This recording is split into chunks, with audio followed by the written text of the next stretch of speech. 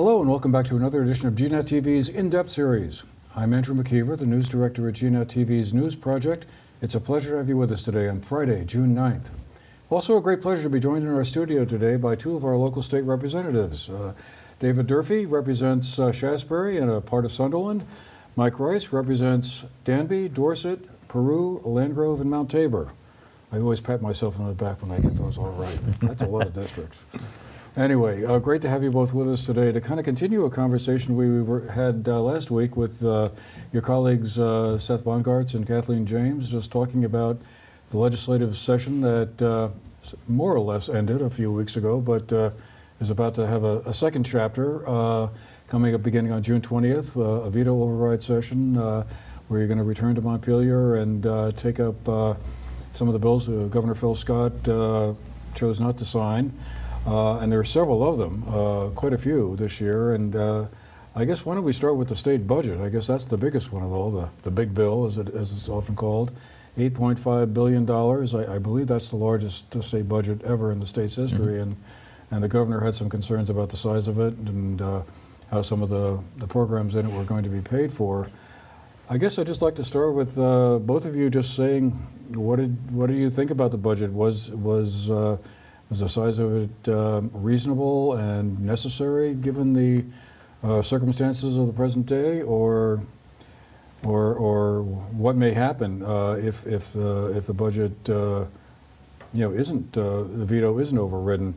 And then I think along with that, maybe we can talk a bit about that motel emergency program that factors into this budget discussion a little bit, as well as being a whole complicated issue all by itself. So, Representative Durfee, your takeaway on the budget. Do you think it was a fair-sized budget and ought to be passed as is? Sure, yeah. Well, thank you for having us. It feels like we were just here. And, back in March or mid-session, whatever, in the middle of the session, yeah. Yep. Time flies. Right, but a lot, I think I remember saying at the time things had gotten off to sort of a slower start, but the pace would be picking up, and it certainly did. A lot that we could talk about this afternoon. Yeah, as far as the budget goes and the size, I don't think the size is really necessarily the issue. I mean, it's a bigger budget than usual, certainly, and probably a bigger budget than we'll have in years to come, because there's still a lot of federal money that is sort of passing through the state coffers, and that has made the budget bigger. The governor's budget was not quite as big, but it was also significantly bigger than last year's budget would have been. So it's only about a 2 or 3% difference, I think, in the budget, and in terms of the size of the budget. And within the various categories of the budget, there's also a lot of agreement between what the governor proposed and what the legislature eventually came back with. So there are significant differences, and that's probably what is more interesting to talk about. But I think it's good just to point out that there's also a lot that we have, we concurred with, we agreed with that the governor had proposed, and that's the Vermont way, I suppose, but it's also the way it usually works out.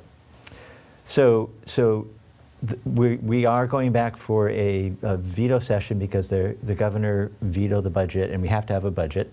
So we'd scheduled some time later in June to do that. The governor's also vetoed a number of other bills that we will be likely taking up as well. And like off the top of my head, I'm thinking there's the child care bill, which just happened. That's the one that's maybe Representative Rice, maybe you can jump in and mention some of the others. In terms of other vetoes? Yeah. Legislative compensation, a number of charter changes, I think, from that's true. around the state. Yep. And they're still coming, as I understand. Yeah, but we will. So we will have to get 2/3 of, in order to override the governor's veto, we have to have 2/3 in the House and then 2/3 in the Senate. And there are 150 House members. Not necessarily all of them will be able to make it for the veto session, but we'll need 100. And there is some question about whether there'll be 100 people who are in favor of overriding the budget. And if that doesn't happen, then we will have to start from scratch, and that will probably mean going back to the governor's original budget and working maybe a little bit around the edges on that. But we will need to pass a budget before we leave that Because the state's fiscal session. year starts on July 1st, right? Right, yeah, So, yeah. all right, yeah. okay. So there's quite a lot at stake that we've worked hard at to get through, and hoping that we'll get that done. Representative Rice, I was just wondering, did you want to speak a bit to that emergency motel housing program? Because that played into the budget discussion, right? I think there was about $12 million that some of your colleagues in the House of Representatives wanted to tack onto the budget to help fund that program a little bit longer, because I guess on June 1st and then again on July 1st, that program is going to be phased out, and there's what, about 2,800 people who are staying in motels around the state, and some of them right here in Bennington County. And the question now is, well, where are they going to go? Yeah, well, I mean, first I just want to talk about some of the things that make the budget sort of the biggest absolutely. budget Sure, go ahead. In the state's history, and a lot of it is huge commitments to housing and human services, hundreds of millions of dollars in commitments to both building more housing and also to providing those wraparound services that are necessary to find a permanent solution for folks who have been experiencing homelessness and find that permanent shelter. Also, childcare, the childcare bill that I'm sure we'll talk about in a few minutes, the first year of it is funded in the big bill in the budget. And so many other really, really important things that we hear about every day from constituents are a part of this budget. And so that's why I support this budget, why I think it's necessary, why I voted for it the first time. I think when it comes to the emergency housing program, this is a program that that everyone agrees is not a permanent solution, right? Funding to the tune of $8 million or so a month, hotel rooms for folks without other shelter is not a permanent solution. It's not housing, right? It was a pandemic era emergency program funded for the first couple of years by the federal government, and over the course of the entire existence of the program, we've all said, okay, we need a plan. This can't last forever. We need to come up with an off-ramp that's humane, that sees people into more permanent housing when this program inevitably comes to a close. That end goal line has come and gone a number of times, and the legislature has pushed to move it, to expand the program, to fund it now with state dollars, because we know that we can't just end it without an off-ramp. But at this point, we're being asked again to extend it without that off-ramp. And so I'm disappointed in the governor and the administration in this case, because I think that it's really his responsibility, their responsibility, to come up with a plan. And we've been asking them for a long time, and it seems not to have happened. So I hope that there's a way between now and the end of the veto session to get this budget that the legislature proposed passed, because it contains a lot of really important funding for really important programs that we're being asked to deliver. I hope there's a way to get it passed, and also to figure out something that's not just, throwing open the doors to the motel rooms and asking people to leave without a plan for how they can be sheltered. Yeah, well, it just seems like, as we all know, the housing situation in Vermont is very dire and limited. There are no places, in many places, for these folks to go, other than emergency shelters that may well, I'm sure are already overcrowded. I was reading one article about up in Barrie, they're going to try and open up the auditorium there to have people stay there for a little while. And I suppose there are buildings like that around other parts of the state, but clearly that too is not a very satisfactory solution or a long-term one. It just seems like there really are no good options here at all on this one. But I mean, are we just going to be seeing people camping out in parks? Is that what was likely to happen if there isn't some kind of place for these folks to go? I think actually the state has enumerated a few options, and that's one of them. And I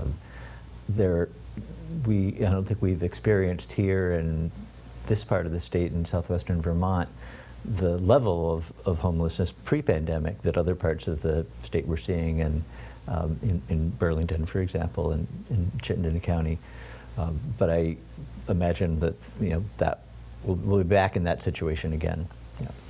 And just to conclude on this point, it's going to be interesting, I think, to see if some of the progressive Democrats who voted against the budget the first time around, if they were to withhold their support for the full budget during this veto override session, that may not get you to the 100 votes that you might need, assuming all 150 representatives are there. So that could be a little complicated, I would imagine. But we'll certainly be watching for that. Yeah, I mean, I think that it's as you say, there are no good answers or easy answers, and it's for many people, legislators and not legislators, it's an issue that is very difficult to say. We need to find another approach here. In terms of the budget, though, I think it's pretty clear that the funding will not be in the budget. We have a budget in front of us to pass or not, and if we don't pass it, we'll be essentially passing the governor's budget or something very similar to it. Okay. Well, let's move on, because there are a lot of topics to get to. Child care legislation, I guess, is another big one. The governor vetoed that bill as well. His concern was, I guess, the funding mechanism.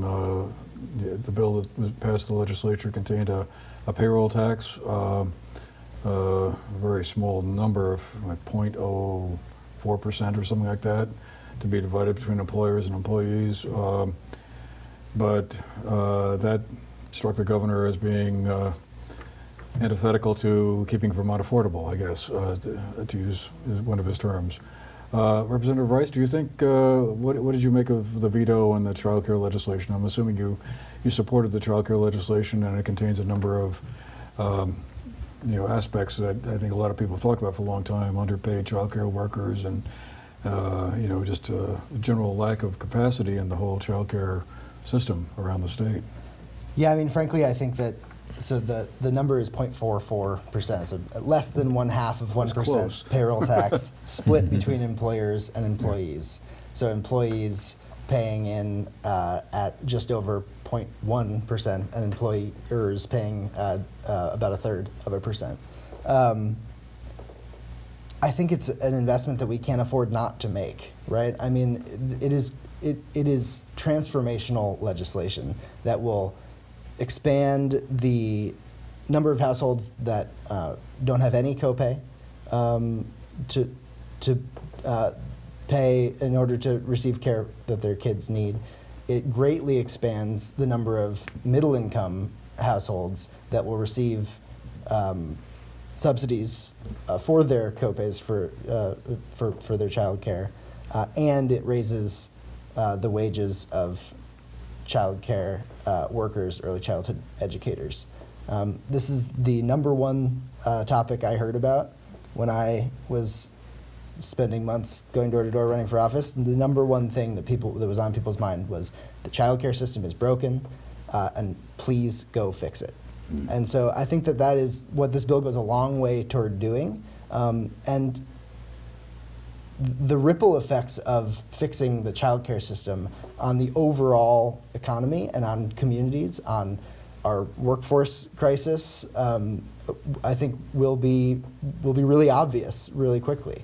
Child care is is very important for the kids who need care in early childhood education and for the parents who need that care for their kids, but it's also really important for the rest of us, and for having communities where working families can afford to live.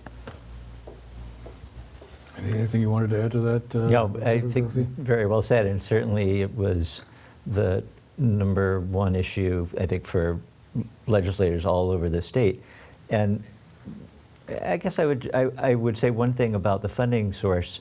The governor specifically called out the fact that it was a regressive tax, a payroll tax, which is flat. Doesn't matter what your income is, you're going to be paying that same percentage. It amounts to, by the way, if you're making $50,000 annually, if that's what you take home in your salary each year, that's about $1 a week is what you would be paying into this system. The governor objected to the fact that it was a regressive payroll tax, and I have to say that I tend to agree with him on that particular point. In fact, the House had proposed a different funding mechanism that involved increase in the corporate tax, corporate income tax, and the personal income tax, which is progressive, very, very progressive. So the burden would have fallen slightly differently on Vermonters. The Senate had other ideas, and the Senate insisted on the payroll tax, and we decided that if we wanted to get anything done, it was clear that we were going to have to work with the Senate, and that's the funding mechanism we came up with. At the end of the day, $1 a week, would it have been a little bit less maybe for somebody earning $50,000? Possibly, but I think the key thing is what this actually accomplishes for us in terms of accessibility to childcare. We don't have that right now. Affordability, if you do have access, can you afford it? We now will be able to say yes, certainly for most people it will be affordable, and we'll be working towards a system where employers who are also contributing to this tax will have people available to come and work for them. I think that's a big reason why, by and large, the business community has supported the idea. Well, it's certainly been a topic much discussed around the state for quite a while. So we'll see what happens if you're successful in overriding the veto at H217. Should also say that the vote on that bill was 118. Democrats, Republicans, tripartisan, independents. yeah, Yeah. 118. So well over the 100 votes that you would need. And interesting that a cross section of the political spectrum Yep. all supported him. So it's a separate bill, I know, but kind of related to that, perhaps, is another bill you passed on free universal school meals. That will do what exactly? Enable all students in grades K through 12 to get free school lunches and breakfast? Is that what will happen under that plan?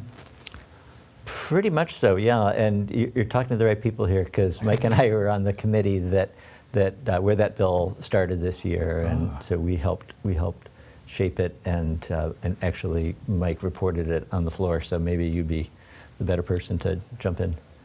Sure. Yeah. So essentially, it guarantees that kids in Vermont school are not going to go through the school day hungry. They're going to have access to free breakfast and lunch. It's been the reality in schools since the pandemic. The first 2 years were funded federally, and then the legislature last year decided to do a one-time, 1 year state funding for it.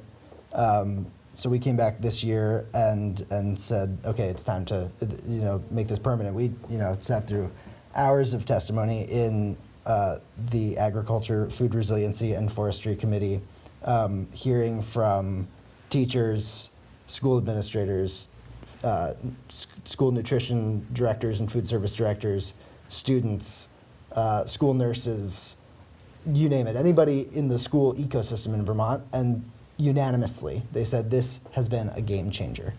This not only means that you're doing away with the stigma that is associated with kids knowing who's receiving free or reduced lunch in the cafeteria and who's not, but it's also, one of the more powerful things we heard, I think, was that now, when there's a behavioral issue or an emotional issue with a student in the classroom, before universal meals, the first question on the list is this kid hungry?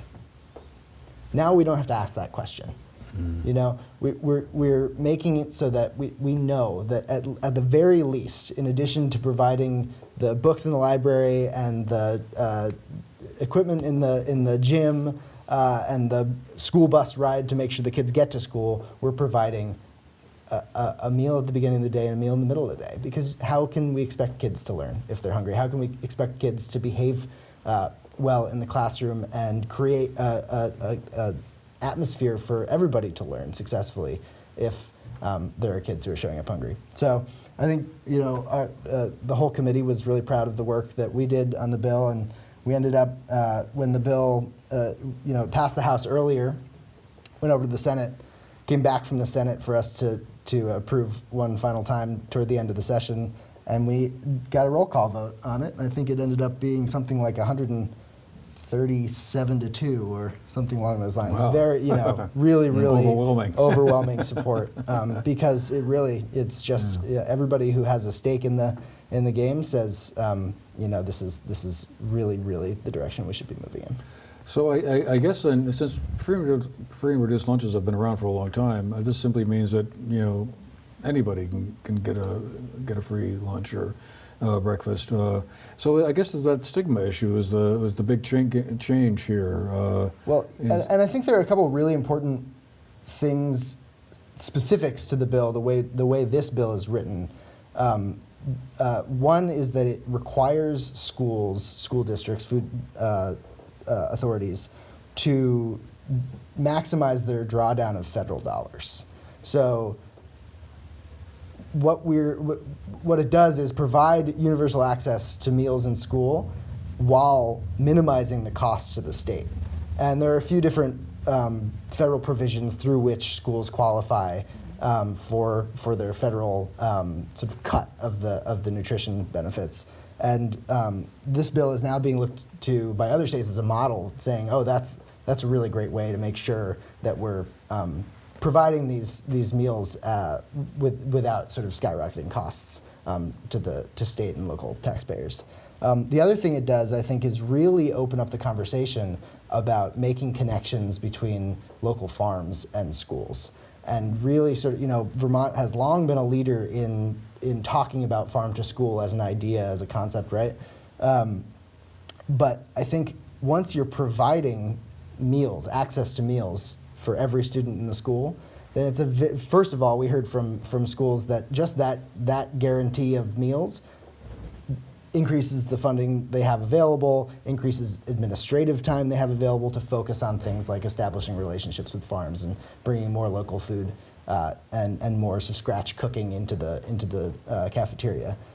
It also just, as soon as the meals are provided, it becomes that much easier to start having conversations with kids at all grade levels about where food comes from, about the importance of agriculture, especially in places like Vermont, about food systems more broadly. And I think that's a really important sort of side effect or secondary impact of this legislation, is that it really is going to, I think, open up broader conversations about farm to school and about really making connections between where food comes from and how it gets to the plate. Okay, all right. Well, just real quick, paid family leave is often kind of coupled with the child care legislation piece, but they're separate things, of course.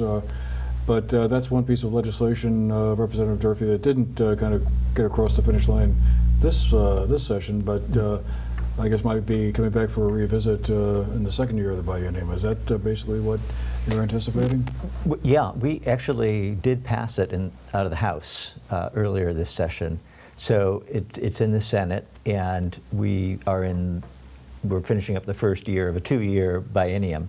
So it's not unusual for some bills to, at the end of the session, not have cleared. And the Senate will have a chance to take that up next year, and hopefully they will. And I'm forgetting the bill number, paid family and medical leave. It's pretty comprehensive, as I recall, in terms of the benefit that it made available to Vermonters who had either, so classically we think of it as if you've got a newborn or a new child in the family, take time off to care for the parents to take care of the child. But it's also applies to taking care of an older family member who might be sick for a while. Doesn't have to be an older, any age family member. You could take some paid leave time. You would be guaranteed that your job would still be there when you came back, and it's an insurance system essentially. So if you're paying into the system and then benefiting it if and when you needed to. Now, Governor Scott, though, has proposed his own version of family leave, right? A voluntary system of some sort. Is Yes. this sort of shaping up to be another collision with the executive branch? Likely, if it clears the Senate. The program that the state is rolling out is voluntary. It's a much lower benefit level. I think 60% as opposed to 90-some percent. And the impact of that, I mean, the ramification of that is if you're a low-wage worker, 60% of your low wage makes it difficult to justify buying into in the first place. So what we're talking about, the bill that we've passed in the House would be a universal benefit program, and I likened that, I think maybe the last time I was here, to our healthcare system, which is not universal, our health insurance system, and how it was, unlike in many countries in the world, we started it as an employer-based system that evolved into the patchwork mess that we have now. And it would really be unfortunate if we're serious about wanting our workforce, our Vermont residents to have a paid leave benefit. Let's not do it that way. Let's not do it the way we did with healthcare. And that's basically what we're looking at, I think, with this voluntary system that the governor is advocating. I think the most important point is that a system with wage replacement at 60, first of all, this isn't theoretical. Like, we have seen systems with lower wage replacement fail in other places. I think California started with a lower wage replacement. They are now going through the process of increasing the wage replacement, because when you have a wage replacement that's at 60% or something like that, what you end up doing is not allowing the benefit to kick in for the people who need it the most. You know, if you're making $40,000 a year, you can't survive on 60%, and so you're not taking the leave. You're not benefiting from that. And I hope that we won't make mistakes that have already been made and discovered elsewhere, and instead can sort of come back next year and really work together on a robust paid family leave program that that will actually benefit universally everybody in Vermont. And that means benefit Vermonters, employees who need to take time away to take care of something, whether for themselves or for a loved one. And it also means benefiting employers, because providing those benefits, first of all, if it's an insurance system into which everyone is paying and then people are taking benefits out when they need them, that means the employer isn't on the hook to provide the paid leave that their employees need. And it means that the employees will be much more likely to come back to the job when they are able, when they're finished with their leave that they've needed to take, rather than having to leave the job altogether and then go find another job, and the employer having to look to onboard another employee all over again. And just final point, I guess, on the governor's plan, that right now that applies for, or state workers are eligible, but not the general population, but you would like to see that broadened to include any worker, I guess. Yeah. So state workers, I guess, are eligible, and then in theory, my understanding is employers would have the option of participating if they wanted to. Okay. Down the line, I think, maybe starting next year. Okay. Yeah. Yeah. Well, let's move on to the Affordable Heat Act, which was another bill that was vetoed by the governor but overridden. Last year, of course, it failed or a similar bill, I guess that was the Clean Heat Standard, failed an override by 1 vote. So this year, we were able to push it over. And that was an enormously controversial bill, at least while it was being debated. It seemed like my email box was being filled up with all kinds of people going yay or nay on this one. But I guess it's now done. And remind us of what's in this bill. I mean, because it got, I think, a little complicated for a lot of people to understand, and I think there may have been a certain amount of inaccurate information pushed out there. But basically, where we're at right now is that the Public Utility Commission has 2 years, is it, to come up with a workable plan as to how this credit market will be developed, that people who work in the fossil fuel industry, I guess like a fuel oil dealer is one example that comes readily to mind, would have to either buy credits or do something to offset the fact that they're in a fossil fuel industry, which the state renewable energy goals indicate we need to move away from by 2030 by a certain percent, and then by 2050. So is that basically what's going to happen, or as some of people have attempted to point out to me, well, no, it's not really like sort of a check back thing. It's a done deal, and this is the way it's going to be. Well, no, it's not a done deal because the governor last year, in his veto letter, asked for a check back mechanism so that the legislature would have to vote again. So that's what this bill does. This year's version of the bill will require the legislature the next legislature, not those of us who are there in Montpelier now, but whoever is there next time around, to look at the proposed rules that the PUC comes back with and vote again on them. And the governor will have to also take that and veto it or not, and depending on who the governor is and who the legislature is, we may or may not get those rules put in place. And I mean, to be fair, we'll have more information, I think, than we have now. We've heard a lot of idle speculation on what this credit market could do to the cost of fossil fuels and how many Vermonters would benefit based on the types of homes that they have and the kinds of heating systems that they need for their homes. So we will all be better informed, I think, in a year or year and a half than we are now, and that's to the good. I think the information is actually the whole point of this bill, and especially this bill, the way it is constructed with the check back. The governor always says that he doesn't disagree about our needs around climate change and our goals. This bill just gets us closer to, does the studies that are required, does the planning and the program drafting that is required, and reports back, does economic impact studies to determine what exactly would a clean heat standard do to prices of fossil fuels, because we don't know. And anybody who says they know is not being truthful, right? So it asks for all that information. It has all those studies done. It has the studies delivered to the public and to the legislature.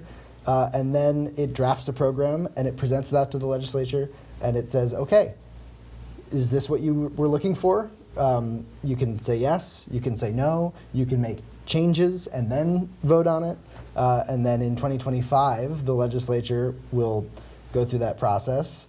And if it does look like we hope it does, if it does look like it's going to end up saving many, many Vermonters a lot of money, if it is going to make it possible for folks who can't afford to weatherize their homes or switch to cleaner sources of heat for their homes or their businesses, if it does all of what we hope it's going to do, then hopefully we'll be able to put it into action in 2025, and then it will start to roll out in 2026. So still a pretty lengthy timeline here and a lot of information to come in before we actually go ahead and say, yes, this is the way forward.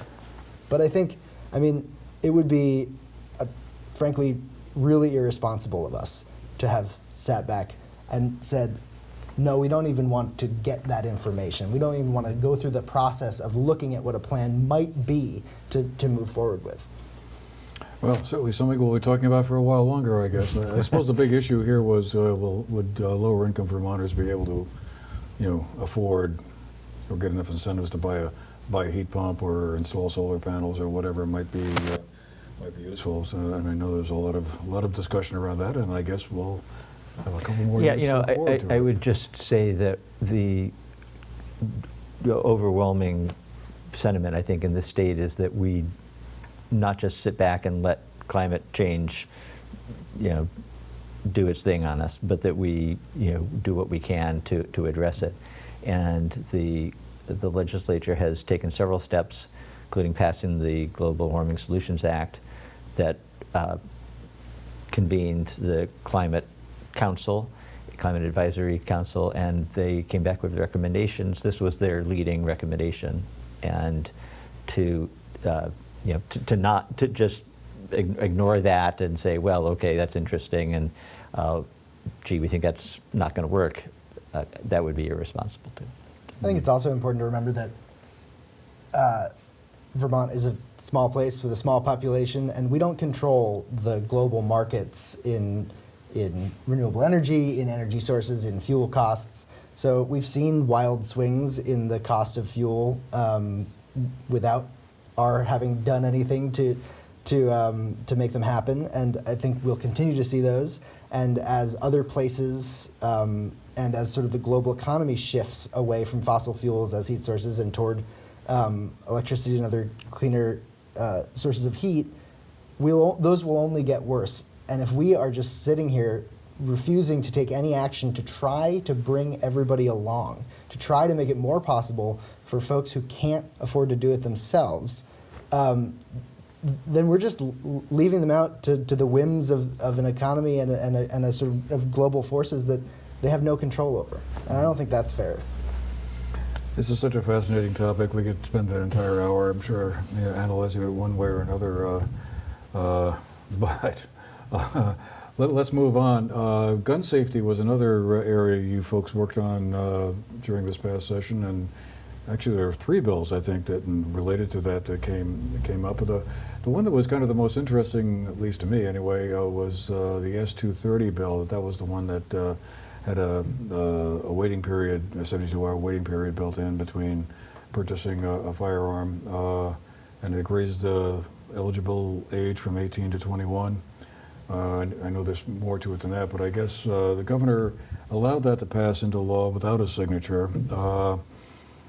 Do you think that this law takes us to a place where, it's a good enough place to be, or do you anticipate that maybe next year or in coming years there might be more work done on this? I mean, the number of mass shooting incidents in the country just in this year alone so far is, pretty staggering, and I know a lot of concerns raised around that, and a lot of people saying, well, it's not the guns, it's the mental health aspect of it.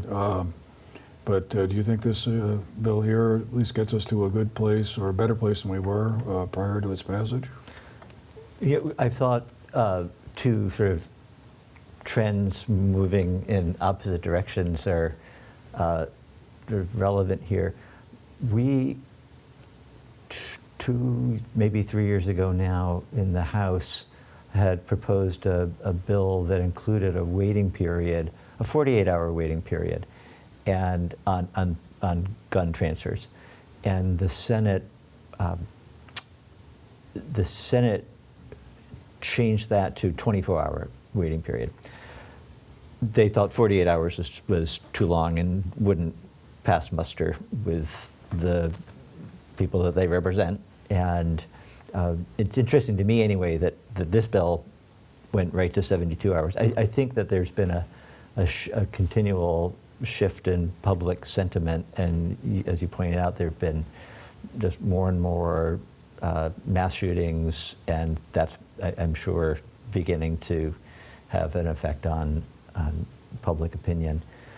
At the same time, the Supreme Court has and this is an issue with this bill. There are pieces of this bill that, quite frankly, the current Supreme Court may decide are unconstitutional, and it's I think troubling that we have a court that's moving in one direction while public opinion is moving in another direction. This is the New York State versus Brune case, I believe, which made waiting periods unconstitutional, whatever. But yeah, I mean, 72 hours doesn't seem like a very long time. If someone wants to buy a firearm for a legitimate reason to go hunting, I mean, what's 3 days? And the idea, I think, behind that was to prevent someone who might be going through a mental health crisis from obtaining a firearm and then harming themselves. I mean, suicide prevention was certainly one of the main impetuses for this bill. Trying to reduce straw purchases of guns on behalf of drug dealers coming in and work out a transaction. So that really makes it much more challenging if you got to wait for 72 hours than if you had to, if you could get the gun immediately. Mental health, we have, just goes back to the budget too, in the governor's budget. We have historically underfunded our mental health system, and it's through Medicaid, a combination of federal and state funded programs. Our budget has an increase for Medicaid providers, including mental health providers. The governor's budget did not have that, so another reason why it's important to get this budget passed. Mm. Well. Again, you guys had a really busy session and covered a lot of ground and passed a lot of bills, but let me just sort of jump ahead a little bit here in the time we have left and have you both talk a little bit about one of the more recent vetoes that the governor issued, and I guess is one you'll be attempting to override, and that's the legislative compensation bill. It would raise the pay a little bit, starting, in 2025? In other words, next biennium, so wouldn't immediately impact legislators currently serving in Montpelier. But it would attempt, I guess, to raise the income a little bit so that people could, more different types of folks could run for the legislature. You wouldn't necessarily have to be a well-off retiree, let's say, or somebody who's independently wealthy, or doesn't have to worry about paying next month's rent or whatever, and would give maybe more young people an opportunity to serve in the state house. But the governor vetoed it. Representative Rice, what do you think? Is this one going to be overridden? Is that veto going to be overridden, or and what's the justification for this pay raise? Yeah, well, I hope it's overridden. I think we'll be able to get there. It's about access. We talk a lot about how we're very proud of our citizen legislature. This is a legislature that is made up of people who come from their communities, and they arrive in the State House and they sit around the table together and they make the laws of the state. That's only a powerful concept if it's accessible to everybody. And when you have a legislature that requires more than full-time work 5 months of the year, and then some amount of work the rest of the year, and the compensation is approximately $15,000, and there's no access to benefits or retirement, it's not accessible to everybody. This bill, if we do manage to override the governor's veto, it starts a slow, phased-in process over several years, starting with the next biennium, of increasing the legislative pay, and people like to say doubling the salaries, but when the salary is about $14,000, it's not too hard to double it, and I don't think anybody's getting rich in the Vermont State Legislature, nor should they. That's probably not why you're going there in the first place. Right, but it struck me, VT Digger did a whole series exploring the financial disclosures of legislators. And one of the things that sort of brought to light was that a full 40% of the Senate receives retirement income. 40% of the Senate is retired, compared to about 20% of the state population. That's not a representative body. And when you have bodies that are sort of wildly out of sync with the populace, you're not seeing all of the perspectives brought to the room. You're not making laws that will be, will take into account the full range of lives lived and needs in communities. Frankly, I think it's pretty disingenuous for the 7th highest paid governor in the country, ranking only behind states like New York and California and Pennsylvania, whose salary has increased since the first time Governor Scott ran in 2016. His salary has increased by about $50,000 annually. I think it's pretty disingenuous to say that the legislature shouldn't receive somewhat fairer of a compensation so that it will be accessible to many more people from many different walks of life to come and spend some time doing this great honor, which is to serve their communities and try to help move Vermont forward. Well, I'm sure your colleagues will agree. I guess just to kind of wrap things up here, I guess what are your general observations and takeaways from the session? Was it a good one? Was it a productive one? Was it frustrating?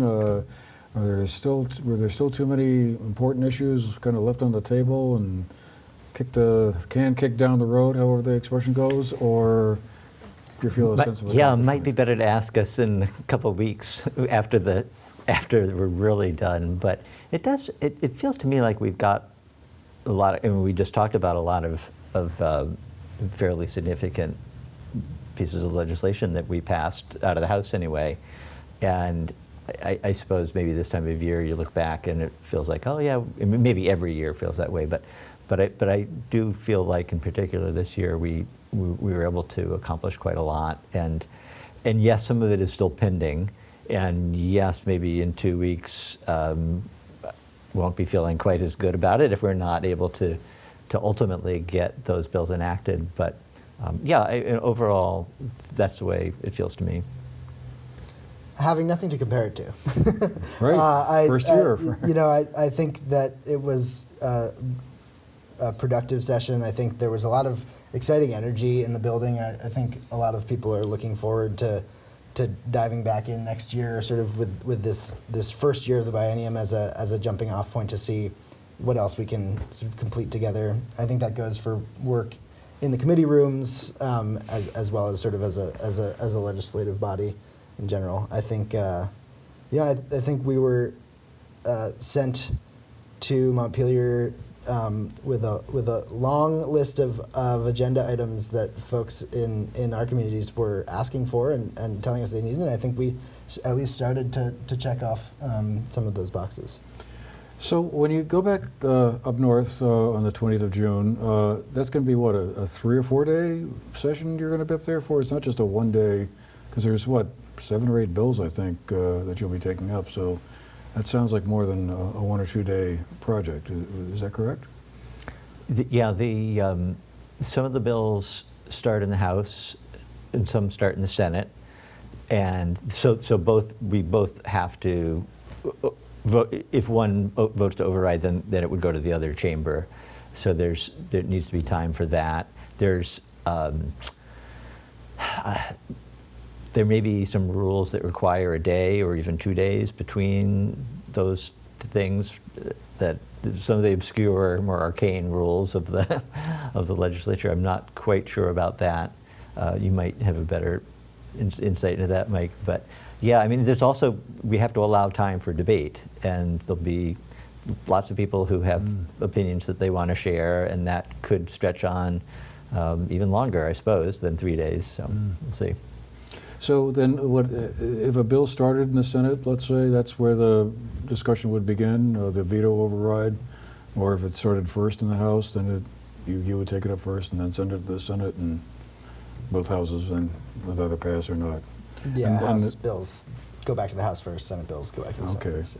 And both houses obviously have to come up with a 2/3 majority to override, Yep. otherwise it didn't happen. Well, all right, well, I guess we're going to have to leave it there for today, but I want to thank you both for making the time for this conversation. Representative David Durfee from Shasberry and Sunderland, Representative Mike Rice from Dorset, Danby, Landgrove, Peru, Mount Tabor. Anyway, and thanks to all of you for being with us today. I hope you found our program interesting, and well, we will see you again the next time. Meanwhile, have a great day.